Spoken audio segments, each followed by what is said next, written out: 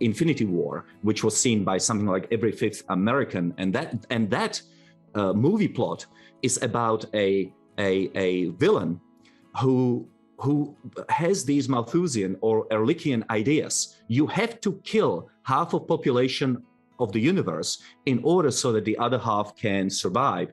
And so this is not an academic debate. People around the world are being fed the diet of Malthusianism almost on a daily basis. You know, what was interesting, one of the things that was interesting about that Marvel movie and interesting about the Marvel pantheon in general is that, well, Thanos is a derivation of Thanatos. So he's a figure of death. And in the Marvel movie, and you might have expected this given our pop culture, in the Marvel movie, Thanos is clearly a villain. And that's interesting because even though there is this apocalyptic tone to the movie, he is a villain. His theory that half of everything has to die in order for the other half to thrive is put forward, and even in a devil's advocate sort of way. But it's clear that he's an enemy. And one of the things that was so interesting about the Marvel pantheon is that if you look at it quite carefully, it's not politically correct and it's not apocalyptic. The movie, for example, Scarlett Johansson's last movie, I think it's The Black Widow. She is an unbelievably politically incorrect character. She's the real antithesis of this apocalyptic, doom-saying, hyper-agreeable culture that has produced the sort of movies that you described, like Soylent Green. And so I thought that was extremely interesting because I think there is a dawning recognition at the level of public fantasy that these purveyors of doom are not only wrong, but perhaps murderously wrong, and that we've been led down the garden path in an inappropriate way for about 4 decades or 5 decades. And then I have one more thing to say about that. You guys can tell me what you think of this, is that I think part of the reason too that we see this apocalyptic vision popping up so much now isn't so much because the apocalypse is nigh in a sense, in that we're doomed to it, is that things are changing so fast that in some sense, the destruction of everything we know is always upon us. Because, like, are you willing to make a prediction about what your life is going to be like 10 years in the future? In many regards, I mean, technology has changed our lives so much, and that's happening so quickly that it's unparalleled. And so I think we all feel like, well, we're on the edge of precipitous change, and it might be terrible, but well, your point is it might also be extremely good, and that we could direct it that way. Yeah, I would just add to that we're on this cusp of exponential creative destruction.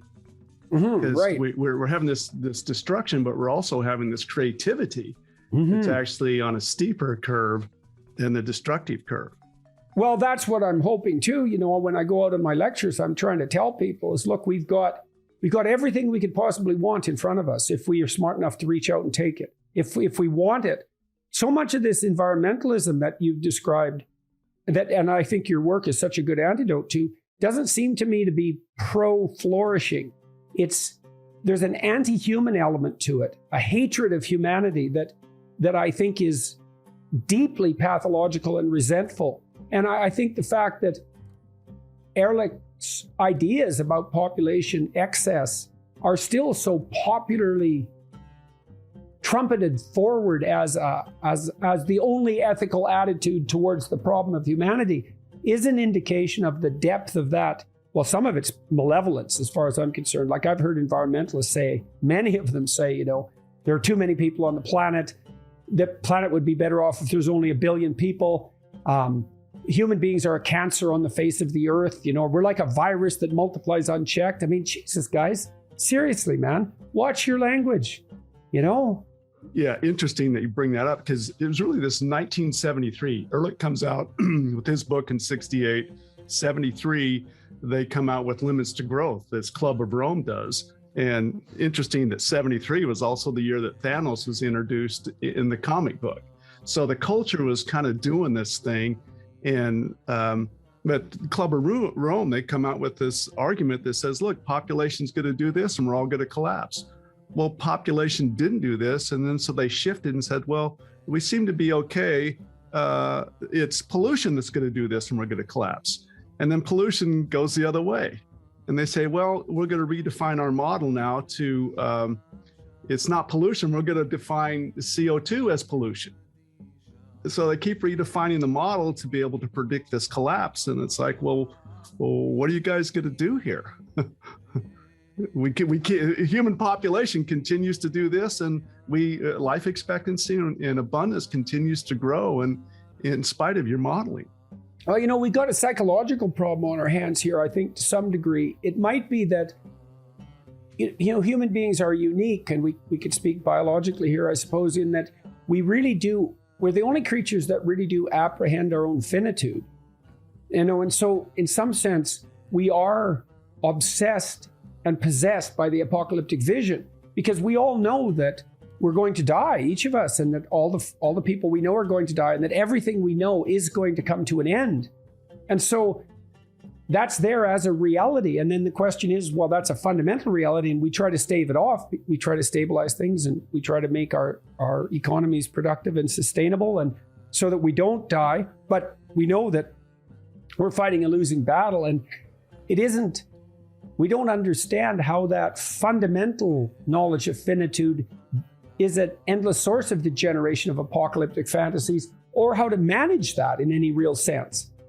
Because it is the case that we certainly do face limits personally, limits of mortality. Limits of time. Which is the one resource which is actually getting scarcer. Right. Well, as we live, we obviously live longer, but it is the one scarce resource. We know that it will come to an end. Yeah. Right, and there's only there's a real limit to what we can do to stave that off, even if we generate a tremendous amount of money while we expend our time. Right. So each second becomes more valuable in some sense as you age.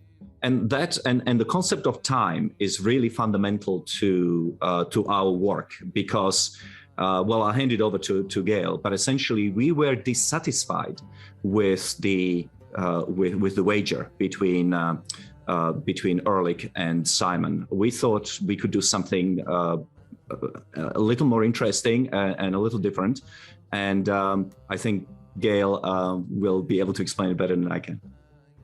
So in Simon's first book, one of his first books, he talks about looking at the price of things, the money price of things. And the problem with money is money loses its value over time, typically. So you have to make this adjustment back to real dollars versus nominal dollars. But he also mentioned this interesting thing. He said, we can compare it to time. And he said, well, how much money can you earn in an hour of time? And then take that and compare it to the price of things. So he talked about the idea of time prices.